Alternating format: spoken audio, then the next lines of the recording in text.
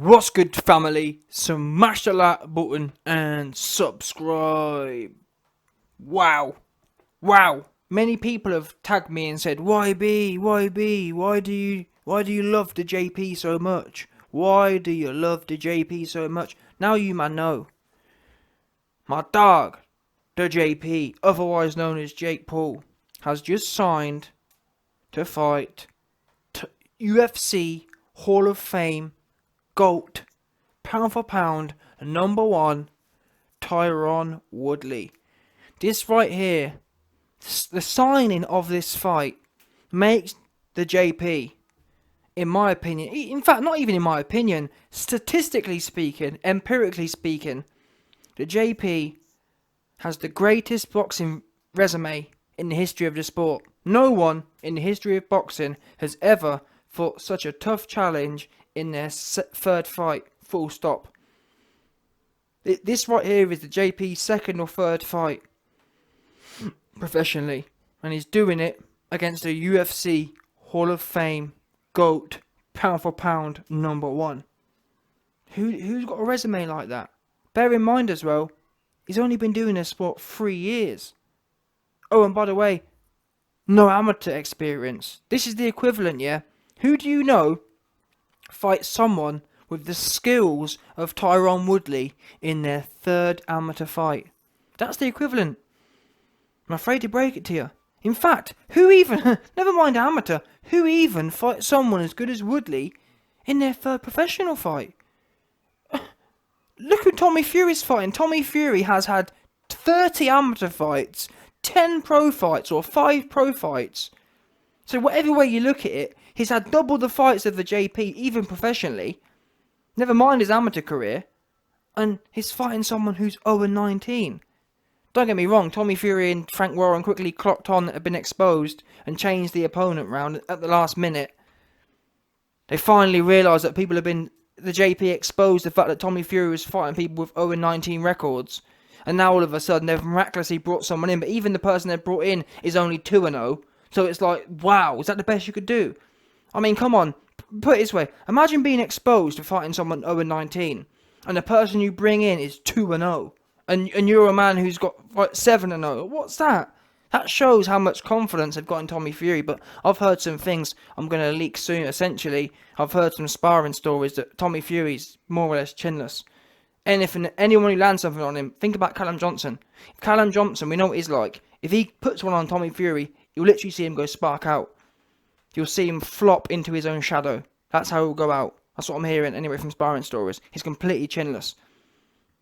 No doubt. Anyway, back to the JP. So meanwhile, yeah, Tommy Fury, someone with 30 amateur fights and 10 pro fights and been doing this for 15 years, been bred. Tommy Fury himself likes to say that, oh, I've been born to do this. So someone born to do this with 15 years experience is fighting a man who's 2-0.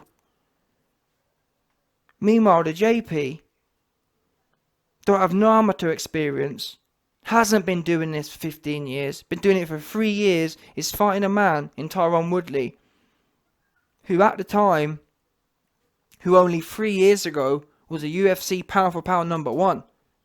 Bottom line, back in 2018, Tyron Woodley, after he knocked out Darren Till, he was a pound for pound #1 and top 3 in the UFC as a striker. No doubt. With one bang power. And you got Tommy Fury telling me, oh, Jake Paul don't fight no one serious. Who have you fought that's better than Tyron Woodley? Who? Not being funny, even your brother, Tyson, who very, very few people on your brother's record, to be honest. There's less than 10 people on Tyson Fury's brother's record who are better than Tyron Woodley. Never mind Tommy. And the JP's doing it in his third fight. And by the way, look at his experience. He's only been going 1 round, 2 rounds. Hasn't even really been in a proper fight yet. Which is a kind of, it shows how skillful he is and how dangerous he is. But this kid, psychologically speaking, yeah, I actually think he's taken a bit of a step too soon, if the truth be known. I think that commercially speaking and experience-wise, I think it'd be more prudent and given the longevity. He's only, 24 or whatever. I think if you're planning to do this until you're 30, 6 years, and you're fighting 2-3 times a year, you need 15 fights. I mean, throw McGregor in there and Floyd in there. It's only really, there's 5 maybe, 5 mega fights. But what I'm saying is, you're going to need filler fights. And do you want to step into UFC GOAT Hall of Famer, pound for pound #1 Woodley now? I think not. If I was advising a JP, not because I think, listen, I'm going to tell you, man, now. I think I'm going to show you, man, my ticket. I'm going to bet the JP stops Tyron Woodley at some point in the fight. I think the first thing that's heavy, that lands clean, Woodley's going to hit the stanky. He's going to be hitting the nay-nay. Yeah? He's going to be throwing it back and going real low with it. Yeah? The first thing that's half sharp, that chips Tyron Woodley, he's going to be throwing it back and getting hella low with it. Yeah? He's going to be hitting a nay-nay, that's for sure. Whatever new fruity dance the TikTok kids are doing these days, that's what Woodley going to be hitting after the first thing the JP lands. The JP, yeah, he has some weird kind of universal code thing going on, where he just touches dons and they just go spark out. I don't know, it's almost like he's got some sort of magnetic force in his hands that just disturbs the central nervous system. Because Ben Askren couldn't believe it. Ben Askren, yeah, is a UFC GOAT, UFC Hall of Famer, MMA Hall of Famer, undefeated for all of his career. He gets knocked out of a knee, but him himself even said, listen, I've been fighting Hall of Famers in 4-ounce gloves. I've never even been rocked. There's just no way this goofy YouTuber in 10-ounce gloves is going to be able to do anything. Next thing you know, the first thing the JP touches him with, he's sent onto Pluto. The JP sent him to Pluto. His central nervous system was just firing off crazy spasms. The referee told him to stand still, and he launched forward. He couldn't stand. You know what I mean? He'd lost all neuromuscular control. The JP just scrambled his mainframe. That's what we do know. His mainframe was misfiring and all sorts. So that's the facts. MMA Hall of Fame GOAT Ben Askren got hit once and was frazzled. Yeah. His mainframe was frazzled. Yeah. His motherboard was done, cooked. Well cooked, with one bang. So this kid, he ain't playing no games. That said, like I was saying, commercially, I think it makes more sense to build, because once the JP's knocked Tyron Woodley out, there's really very few options where to go. Because, I mean, once the JP's knocked Woodley out, the Conor McTapper fight, is that even really intriguing? You know what I'm saying? Because who really believes McTapper would beat Woodley? Well, maybe these days, but either way, my point is, it's a close fight at best. So if you've knocked out Woodley, who's a bigger McGregor, where's the intrigue for the McGregor fight? I'll tell you what it will do, though. If the JP knocks out Woodley, that Mayweather fight, you watch it, how quiet Mayweather goes. I'll tell you this for free. If and when the JP knocks out Woodley, you watch how quiet Floyd Mayweather goes. He won't be making no call outs. You'll hear Floyd say, "Oh man, I'm retired. I'm 45 years old, and that's what he'll be doing. He won't want no problems with the JP. The JP ain't no Logan. The JP's coming to throw leather, and Floyd's old, and Floyd's got a Malteser Barnet. What happens when the JP chips Floyd's Malteser Barnet? He going out. And I've already called it on my Patreon. Listen, I'm telling you now, I've got a bad feeling for Floyd. No joke. I really have. I've got a bad feeling. I really have about it. I've got a real bad feeling about the JP and Floyd. For Floyd's sake. I just feel that sometimes you put your hand in the cookie jar too many times. Yeah? Pride comes before a fall. I think I get this weird feeling that Floyd Mayweather's used to, or is getting in the habit of making a load of money fighting YouTubers, and I just don't believe, or I got this weird feeling that eventually the universe is going to say to Floyd, okay Floyd, you think it's all fun and games? You think you can just make 50 million every other weekend fighting YouTubers? You know what I'm saying? Like, the universe just doesn't tend to work like that. It doesn't tend to work where you can just get paid 50 million to fight in these, you know what I mean? That's not how things work out. Normally, sooner or later, for whatever reason, the universe just ends up slapping you. And I've got a feeling that let's not forget, many people thought that the slap was going to be McGregor. It wasn't. Guess what? McGregor actually has never proved he's got KO power in boxing. Guess what? The JP has. The JP proved what McGregor never could. And even, to be honest, when you see McGregor boxing Pauline, when McGregor was boxing Pauline Malignaggi, he didn't have KO power. Yes, he was slapping Malignaggi up, but that should have been a red flag to us. We should have thought to ourselves, wait there a minute, how is Malignaggi, how is Pauline going 12 rounds with McTapper? McTapper should have smoked him in the first few rounds, if he had power. Now, we know the JP's smoking dudes under the lights with one bang. That there is a dangerous commodity to have. Not very few men possess it. Extremely rare. I mean, when you look on Wilder's resume, who on Wilder's resume do you know has a better chin than Ben Askren? Who? Fury doesn't. And guess what? Fury, who doesn't have a better chin than Ben Askren, Wilder couldn't put him out. Do you understand? The JP put out Ben Askren, who has a better chin than Tyson Fury. So, you know what I mean? You man can do the rest of the maths there. This kid's dangerous. Anyway, I've digressed on Floyd, but either way, my point is, the JP is going places for sure, but I think it makes more commercial sense to build it, basically.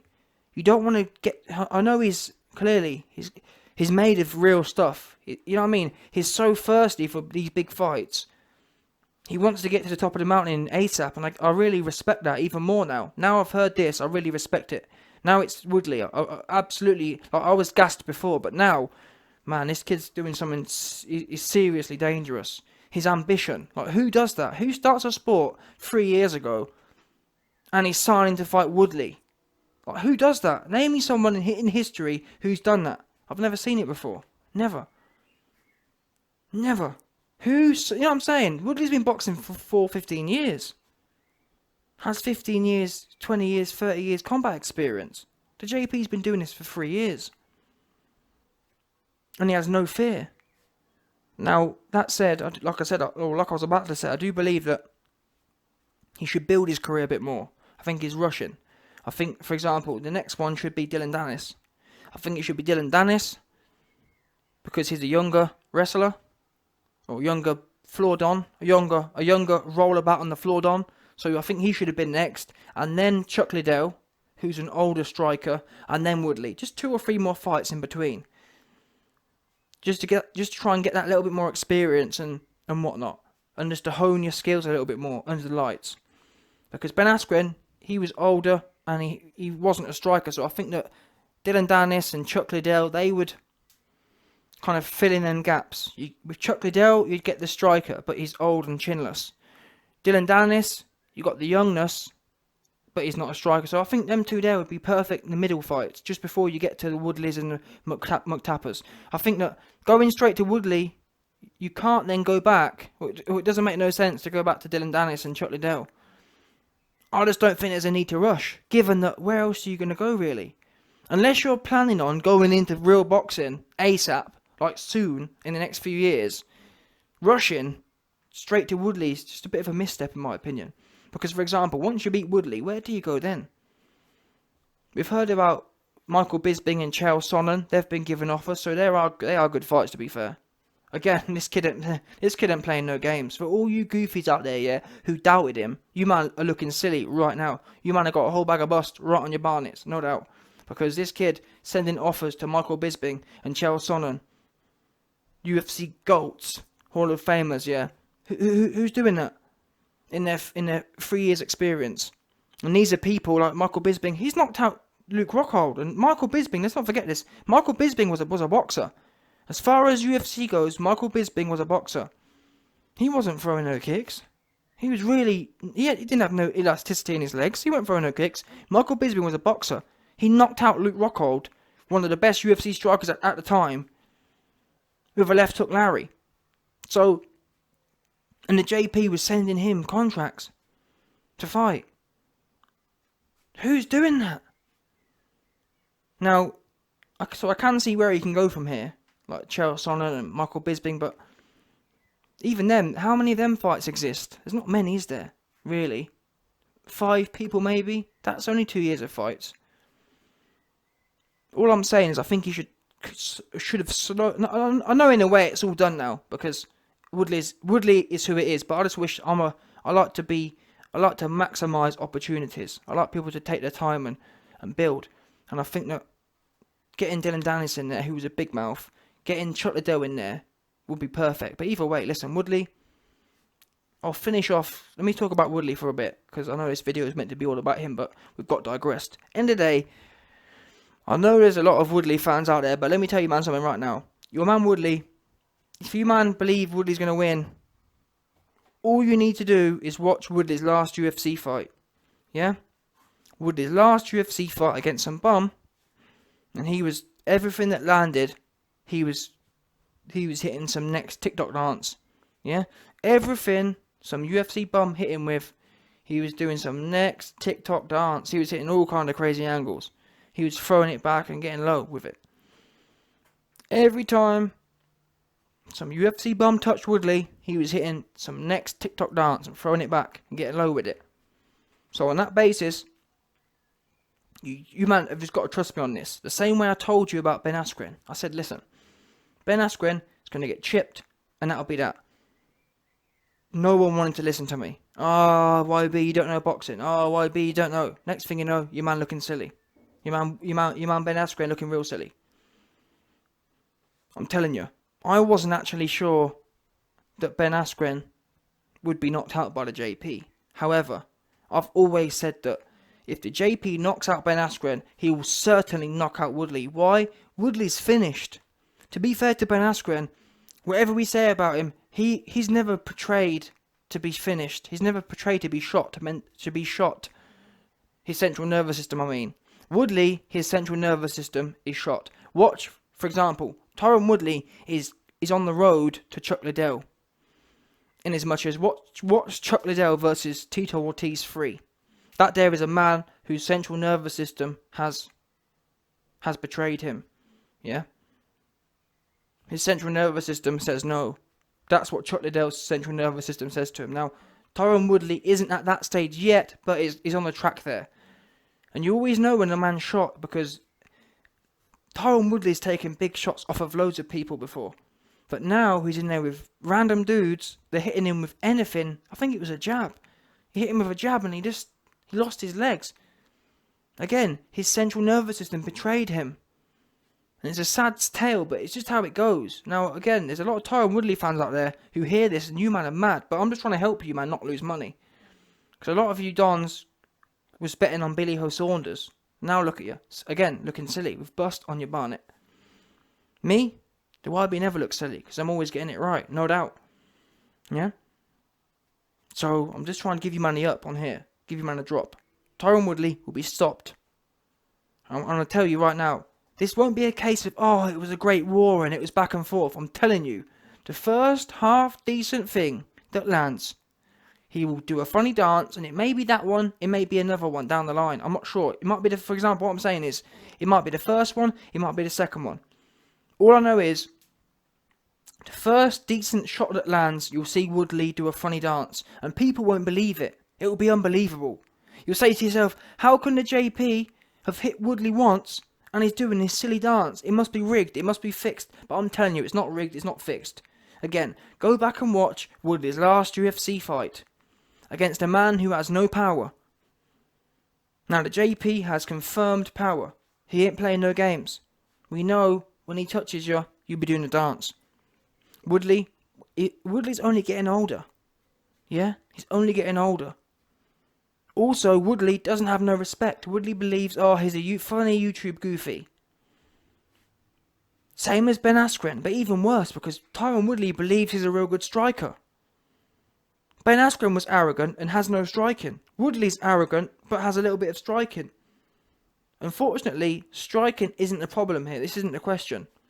For example, if Woodley had a cast iron chin still, then yes, this fight would become about striking or about skill. But that's not the case. This fight's going to be about, can Woodley have tight enough defense and be evasive enough and explosive enough not to get chipped once? because it won't take many. I'm telling you, the first decent thing that lands cleanly on the side of his head, and we know that the JP loves that side of the head one.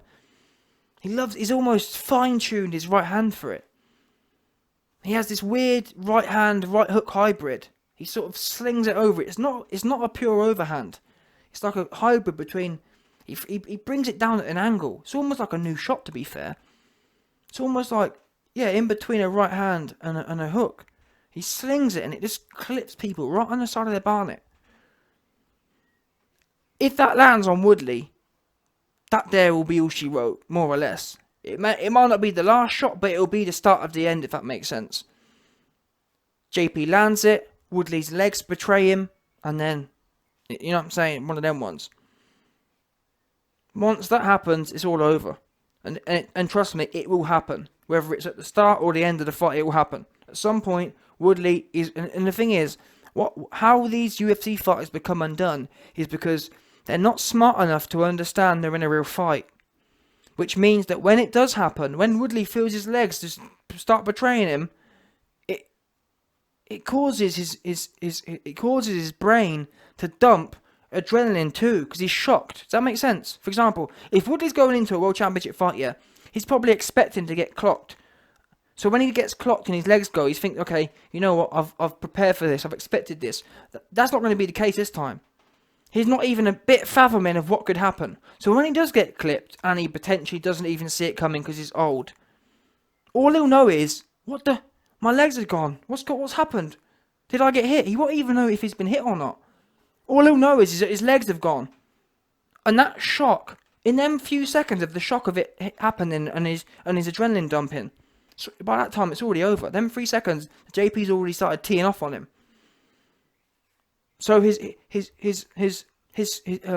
perception cortex hasn't even really fully perceived what's happened from the first shot, and in that interim period of trying to kind of get over the panic and get over the initial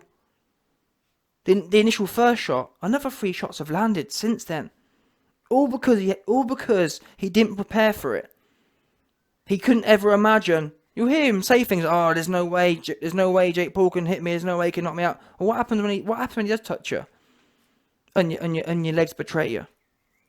All it means is that he'll be shocked, and that shock will add even more adrenaline, and from that point, the fight will be over. He'll be mauled, and that'll be that. And that's assuming he doesn't just get spark out. That's also a possibility I see for him. It just depends how finished his head is and how clean the shot is. Easily it could be the first thing that lands, he just goes spark out and flops on his head. I can see both of them. All I know is, I'm making the call now. The first decent thing that lands is the start of the end. The first one. There will not be an occasion in this fight, where the JP gets the right hand off, it lands clean, and Woodley just takes it and marches forward. That's my prediction. There will not be a right hand that lands that Woodley just eats it and marches forward. Simple as that. And if you disagree, me and you can make a bet right now. Do I be taking all bets? No doubt.